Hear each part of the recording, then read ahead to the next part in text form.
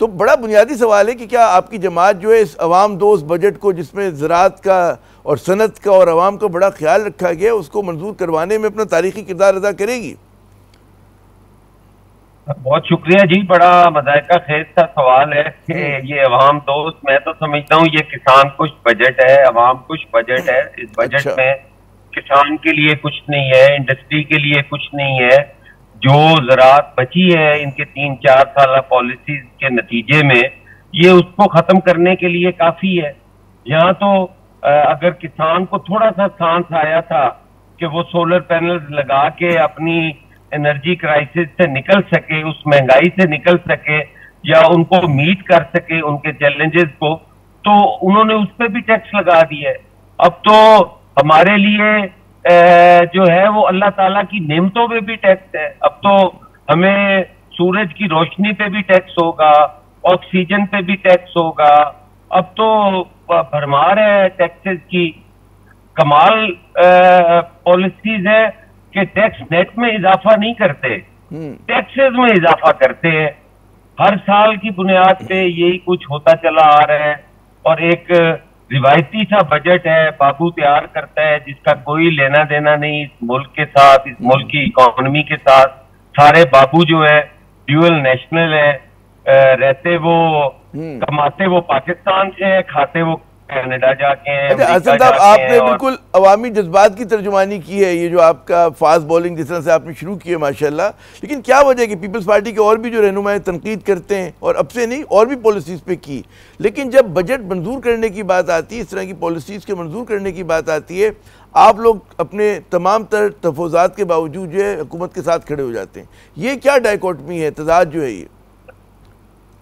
देखिए, ये बिल्कुल आपका बड़ा वैलिड क्वेश्चन है और बड़ा रेलिवेंट क्वेश्चन है। पाकिस्तान पीपल्स पार्टी जब मुल्की हालात को देखती है और चलती है और मुल्क के अंदर एक बहुत बड़े, तो हम इसीलिए कहते हैं कि इस दफा हमारे लिए मुश्किलात में इजाफा हुआ है।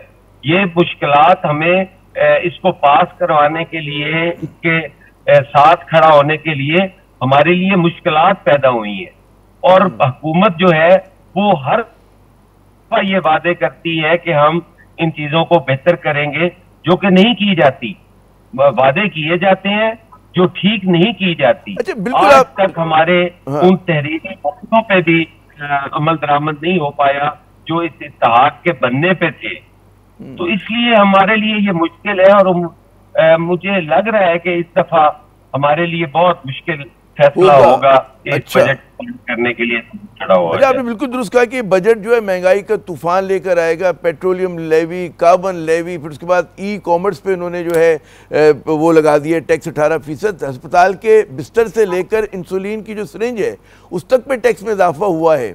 तो वाकई आप लोगों के लिए मुश्किल होगा। लेकिन हम साथ साथ ये देखते हैं कि जाहिर है कि पीपल्स पार्टी कहती है कि इस निज़ाम को भी चलाना है।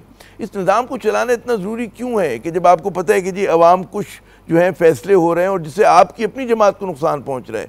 पंजाब में अगर पीपल्स पार्टी को आगे बढ़ना है तो आप अगर इस तरह के पॉलिसीज़ को सपोर्ट करेंगे तो कैसे जगह बनाएंगे अपनी?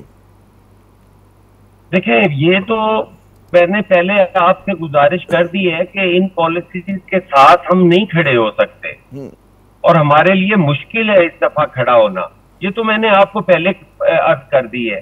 गुजारिश ये है कि जो आप ये सवाल करते हैं कि पाकिस्तान पीपल्स पार्टी अपना नुकसान करती है, हम कहते हैं कि अगर ये सिस्टम वाइंड अप हो गया तो इसके अलावा हल क्या है?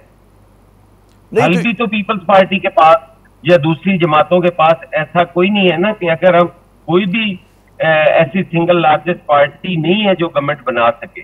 हमने तो पीटीआई को भी कहा था जब ये गवर्नमेंट फॉर्म हुई कि आप हुकूमत बनाओ। ये बहस की बात नहीं है, लेकिन अगर सिस्टम डिलीवर नहीं कर रहा तो भाई फिर आप कहते हैं नुमाइंदा हुकूमत एक आनी चाहिए, एक नए इंतखाबात की तरफ जाएं। अगर आप लोग उनके साथ नहीं खड़े होंगे फिर तो कोई और ऑप्शन नहीं होगा कि नए इंतखाबात ना हो, जिसमें पीपल्स पार्टी को फायदा ही होगा मेरे ख्याल में।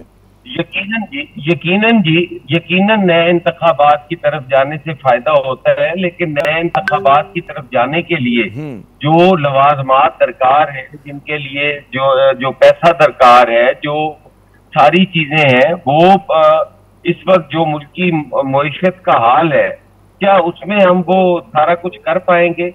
और फिर ऐसा कोई हल अच्छा मुझे बताइए, क्या वजह आप लोग ये तनकीद नहीं करते हुकूमत पे कि जी उसका नतीजा निकले?